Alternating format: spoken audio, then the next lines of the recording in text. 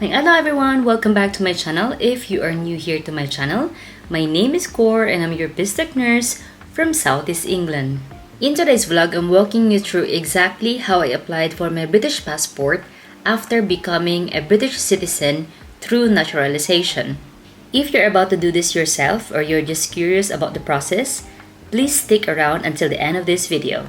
Before you can apply for a British passport, you need to have attended a citizenship ceremony. So this will be a 2-in-1 vlog, guys. So I will share to you first on how to book for your citizenship ceremony. Then we will go through on the process of applying for your British passport. Now let's go through the process of booking your citizenship ceremony. Of course, you will receive an email first from the Home Office saying that your citizenship application has been approved. And it says there that it is a citizenship ceremony invitation email. So once you have that email, you will go through your local authority's website and you can type in there citizenship ceremony. Then it will prompt you with all the details that you need to complete before you can arrange a date for your citizenship ceremony. The first slide that you will see in booking your citizenship ceremony is the number of attendees. How many people, including children, have been granted citizenship. So in my case, it's only me, so I'll put only one attendee for the number of attendees. But if you're like a couple or a family, so you need to declare the total number of people that have received an invitation letter to have the citizenship ceremony. So once you have typed in the name of the person or persons that will attend the citizenship ceremony, so that is only for the people that have received the invitation letter from the Home Office to have this citizenship ceremony. So that is excluding your guests.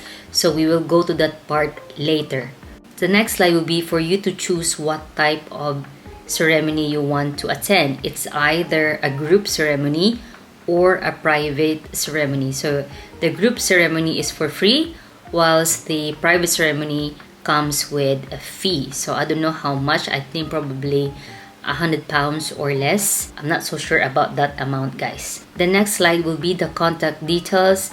So you need to provide your contact details to send you the confirmation of your ceremony. So you will provide your mobile number and then your email address. So the next slide will ask you how many guests will be attending to your ceremony. It's either none or one person.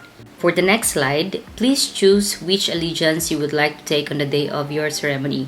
So you must choose to make either a religious oath or a non-religious affirmation. So either the oath of allegiance or the affirmation of allegiance. The next question is, do you want to shake the hands of the dignitary at the ceremony? Two options. One is I have no objection. Second one is I would prefer not to shake hands with the opposite sex. The next slide is for you to provide details if you have any special needs. And then on the next slide, you will be given options on the dates that you can do your citizenship ceremony. After that, you will receive the confirmation that you have booked your appointment. So you must not forget that on the day of your British citizenship ceremony, you will need to bring your Home Office invitation letter or email. So it's either you can print it and show it to the staff or you can show the email. And then a photographic ID. It can be your passport, driving license, biometric residence permit, or permanent residence card. After you have attended your citizenship ceremony, make sure to guard that document because you will need to send that with your passport application.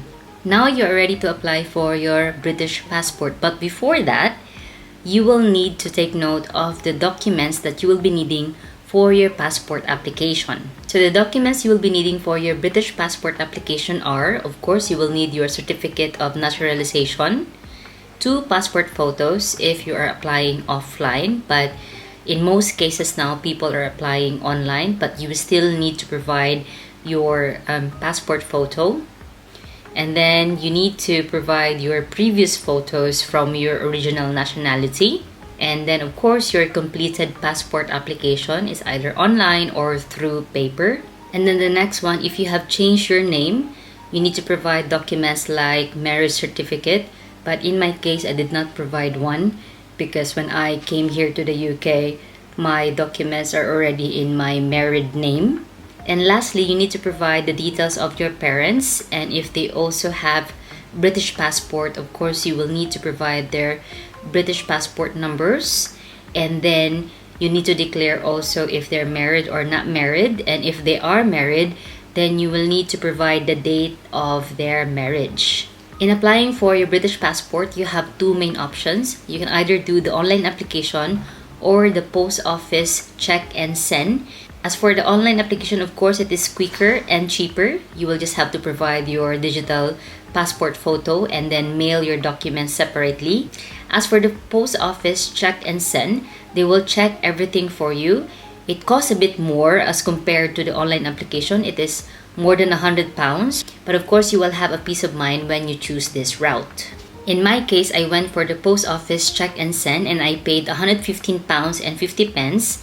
That is including the passport fee of £94 and 50 pence plus the £5 for security delivery. So that's everything I paid for in doing my passport application through the post office. So I can actually do that easily at home through my computer or mobile phone, but I don't have a recent passport photo. Instead of having my photo done and save that passport photo on my mobile phone and go through the online application by myself, I would rather prefer for someone to do it on my behalf, for me to feel more secured with the application. If you choose to do the online application on your own, it will actually take less than 30 minutes to fill everything in. Now I'll walk you through the process of applying for your British passport. Of course, the first one is for you to visit the website of www.gov.uk, apply renew passport. So the first slide is apply online for a UK passport, and then it will tell you how long will it take for the passport application. And then before you start, it will tell you that it is £12.50 cheaper to apply for a passport online than by post. Then you can get help making an online passport application with the digital check and send service at the post office. So that's what I did. It's still an online application, but the staff from the post office will assist you, or you can apply through the local post office. You can pick up a paper passport application form. Then we'll start the application. First question is, do you live in the UK? Yes or no? Of course, yes. Then you will provide your date of birth. Then, have you had a UK passport before? Of course, this is my first time to have a UK passport. The answer is no. And then it will prompt you on how to apply. First one is to get a digital passport photo, provide your application details, find out what documents you need to send, pay for your passport. For adult applicant, it will cost you £94 and 50 pence. And for a child applicant, it will be £61 and 50 pence. And then if required, get someone to confirm your identity. So for a first-time passport applicant, of course, you will need someone to confirm your identity. And then track your application. You can provide your email address or your mobile number so you can track the progress of your application. And then it will give you information on how to get a digital passport photo. So you have to read through the passport photo rules, because if you don't follow the strict UK guidelines for a passport photo, your application may be rejected. In summary, for you to make sure that you comply with the UK guidelines for your passport photo is that no filters, no smiles, no glam, just a blank face and a blank background. A white plain background. It's like preparing for a mugshot. So the next slide will be get a digital photo. It's either you have a code to enter or you will have an option to take or upload a digital photo. Your photo must be in color, unaltered, a JPG or JPEG file, at least 50 KB and no more than 10 MB. So once you have your photo there, it will go through a technical check, and then it will show you if it's a good photo or not.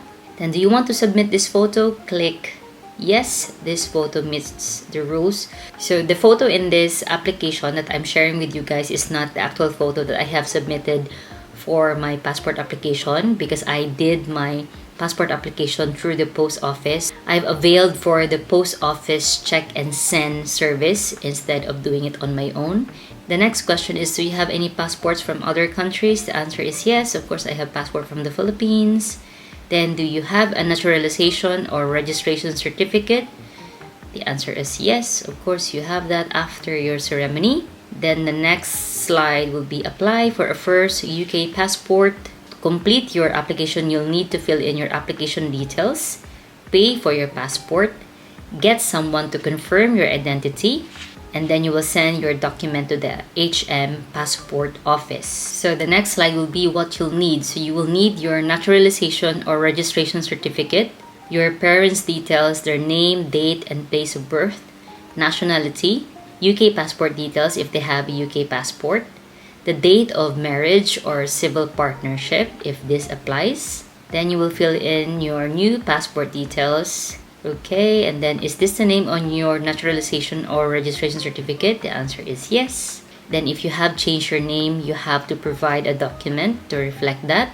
Then have you ever used any other name? So for example, a maiden name, a previous married name, or a name you were given at birth and changed later. Gender. Where you were born in the UK? The answer is no. And then the town of birth as written in your registration certificate. And then you have to select the country and then the town of birth. Then you will provide the certificate number. So this is the 7-digit number towards the bottom left of your naturalization certificate. And then the date of issue. Next will be your family details. So this is your mother and father's details. So you will need to provide your mother's first and middle names, last name, the date of birth, as well as for your father. And then there's a question if your parents have been married or in a civil partnership. So once you click the yes, it will ask you the date of their marriage or the date that they entered the civil partnership. Then you'll have to declare the town and country of birth of your mother and father and their nationality. And you also have to declare if they have a UK passport. Then you'll have to place your home address. So you'll type your postcode and then find your address. And then you have to provide your contact details, your email, and then your mobile phone. Then how would you like to get updates? Would you like to have it through email or text or both? So there's no fee for that. And then you have two options. Which passport would you like to choose? So it can be a standard 34-page passport which costs you £94.50. And if you think you will travel all around the world, or if you are really a frequent traveler, you will need to have your 54-page passport for £107.50. So I chose only the standard 34-page passport. I don't think I will consume all that pages in traveling around Europe. And then the next prompt will be, do you need a braille sticker? And then signing a new passport. So all passport holders aged 12 and older must sign the new passport when they receive it. So I click I understand and will sign my passport. Next question is, who is the passport for? So you can apply for someone else age 16 or over. So that's for me. And then it will prompt you all the details you have provided for the application. So you have to check that you have provided all the correct details before you submit your application. So be very careful for all the details that you have provided for your application. So the next slide will be confirming your identity. So you'll need to ask someone to check your photo to confirm your identity. Anyway, the instructions will be provided once you paid for your passport application. And then what you need to send. So you need to send your naturalization or registration certificate, the passport you used to enter the UK, any current or expired passports from other countries that haven't been cancelled. And then there's other prompts if you need to send additional documents. How would you like your documents to be returned? It's either secured delivery, which is £5 extra, or by standard post, which is for free. And then it will prompt you on your payment. So the cost for my application online, if I did the application on my own, is £94.50 for the standard passport, and then secured delivery of my documents for £5. So the total cost is £99.50. But in my case, as I have mentioned earlier, I opted for the post office check and send, and I paid for £115.50 for my passport application and for checking all the documents to be sent for this application. Then after that, you'll click the continue. Once you have completed your online British passport application, you will receive an email from the HM Passport Office. It will show you your application reference and the instructions on what you need to do. So before they can work on your application, you will need to ask someone to confirm your identity. The second step is to get your documents ready. So for you to provide the details of the person that will confirm your identity, you will need to sign in on the link provided on that email. So once you signed in, you will provide your application reference number, then your application details, that will be your email and your date of birth. And then it will prompt you to ask someone to confirm your identity. So who can confirm your identity? You need to ask someone who is 18 years old or older, lives in the UK, has a current UK or Irish passport, and works in or is retired from a recognized profession. They must have known you personally for at least 2 years, for example, a friend, a neighbor, or a colleague. And you cannot have someone to do this for you if you are related to them by birth or marriage, or if you are in a relationship with or live at the same address as them. And of course, they can't work at HM Passport Office or some areas of UK visas and immigration. So what you need to do, you need to contact the person. So once you have decided who can do your identity confirmation, you must contact that person before they will receive an email, and you need to tell them your date of birth, including the year, and your current address. And then the next step is to enter their name and email. So once that person confirms your identity, you will receive another email from the HM Passport Office saying that that person provided details to confirm your identity. In that email, it will instruct you on what you have to do next. So if you have done the application on your own, you will need to go to the post office branch and you have to submit and send your documents for your passport application, which are your certificate of naturalization and your current and previous passports. But if you already done that, if you have availed for the post office check and send, and if you have submitted your documents with them, then you will just have to ignore that message. So the next part of this vlog is how long does it take for you to receive your British passport. So in my case, I've just applied for my passport, so I haven't received mine yet, but I will share it to you guys once I have my British passport. After you have completed all the steps for your British passport application, it will take about 3 to 6 weeks for your passport to be delivered, especially during busy times. So what is considered to be the busy times for the HM Passport Office? So as I have researched, it shows that the busiest months for the HM Passport Office would be from January to March and from May to July. So unfortunately, I'm within those months. So I applied this month, which is July. So it is expected that the longest waiting time will be 6 weeks. And there are some cases that the applicant has to wait for 10 weeks. At least you can set your expectation on when you will receive your British passport based on this information. The good thing with your British passport application is that you can track the progress of your application by entering your application reference number through their website. So that's the good thing. You can view the history from the start that you have submitted your documents up to the time that your contact person has confirmed your identity until the HM Passport Office will receive your documents, and so on and so forth. So that's the good thing about it, is you can track your application. Unlike with visa application, you cannot actually track the progress of your application. Unlike with British passport application, you can track its progress. These are my tips for you guys in applying for your British passport.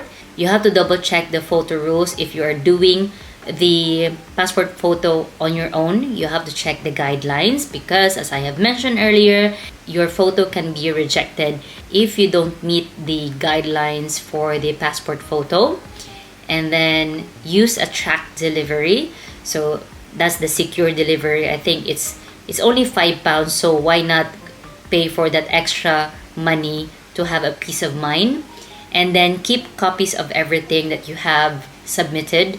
And then lastly, since the waiting time for passport application will take you around 3 to 6 weeks and maximum will be 10 weeks, so do not book any travel until you get your passport, because of course you have submitted your current nationality passport and it won't allow you to travel outside the UK without any travel documents. So don't take that risk. Just hold on for a sec. Don't book that holiday yet until you are sure that you have your passport back or you have been approved for your British passport. I hope you find this vlog informative, guys. If you have any questions, please do not hesitate and drop your questions on the comment section, and I will try to answer them as soon as I can. But just take note that I am not an immigrant consultant in any way. I am not a solicitor. I'm just a regular content creator sharing to you the steps on applying for a British passport to make life easier for you guys, you know. And if you're in the process for applying for your passport, let me know your passport journey and I would love to hear them, guys. And if you like this video, please hit the like button. And if you haven't subscribed yet to my channel, guys, my god, what are you waiting for? Please subscribe to my channel. I'll see you soon, guys. Bye bye.